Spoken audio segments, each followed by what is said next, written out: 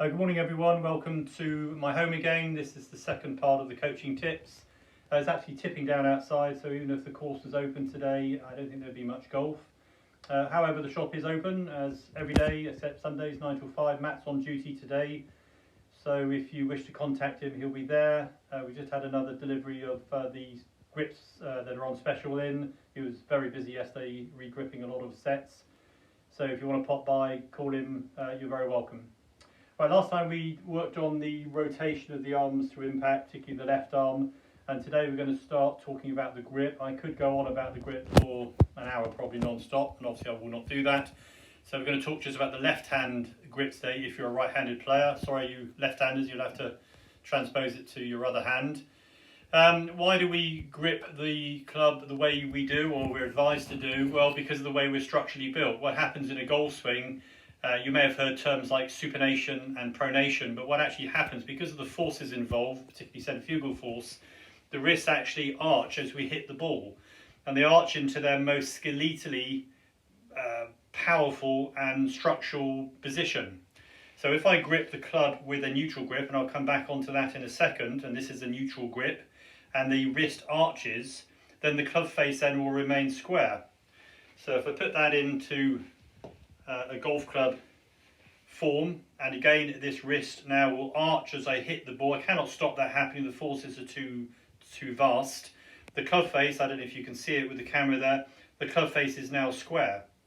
So if I have a strong grip, which is the left hand too far over to the right, and again this left wrist is always going to come back to its most prominent position, the club face is now shut, okay? And if the grip is a weak grip, and again it will come back to this same position, now the club face is open.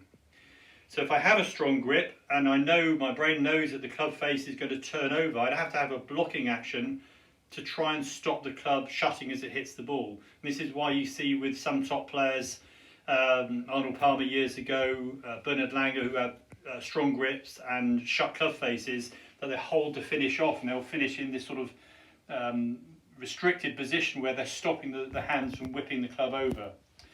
Reversely, if we grip it with a weak grip and the club face now is open as it comes in, we have to then have excessive hand action on the way through to try and square the club up. Okay, so that's why we grip the way we do. We won't go into overlapping or interlocking today. We're talking purely about the position of the hands on the club. So what is a neutral grip?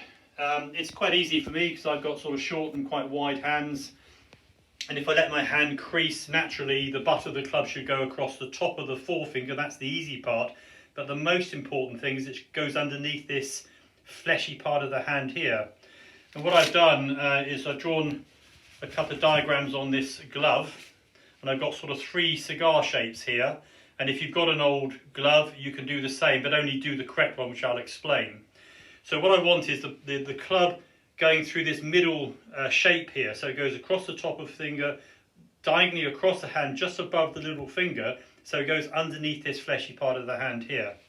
So if I do that with a club, and it goes across that line, and then I close my hand up, you can see now that the left hand is over, it's kinked over slightly.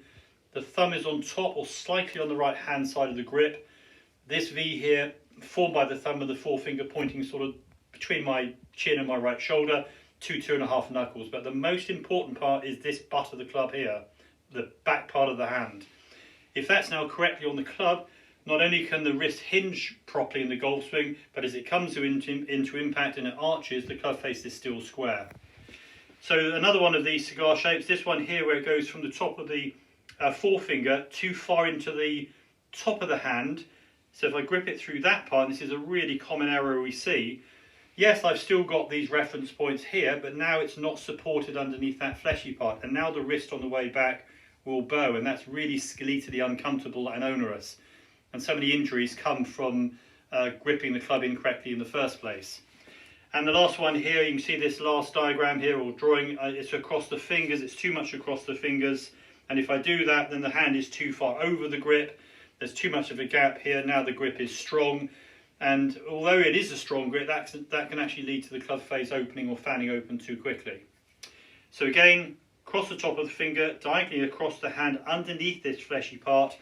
Hogan used to hold it with his forefinger underneath that pad and then just lift the club off the ground without these 3 fingers on the grip, and once it's supported then just close the fingers up. Okay, so it's not easy to show in this format. Normally I would place the customer's hands on the grip many times, but there's a couple of little tips there for you, and next time, which is on Saturday, the next coaching video, then we'll go into the right hand and I'll show you an exercise there, or a little tip that will help you get that into the right position as well. But most of the left hand is on, well, all of the left hand is on the club, only part of the right hand is, so the left hand is absolutely crucial if we want to play consistent golf. Right, so I'll leave that with you. Hope you have a good day. As my son keeps reminding me, please tick the thumbs up on the video if you like it, and share it if you'd like to, please, as well. Have a good day, and we'll look forward to catching up on Saturday. Bye bye.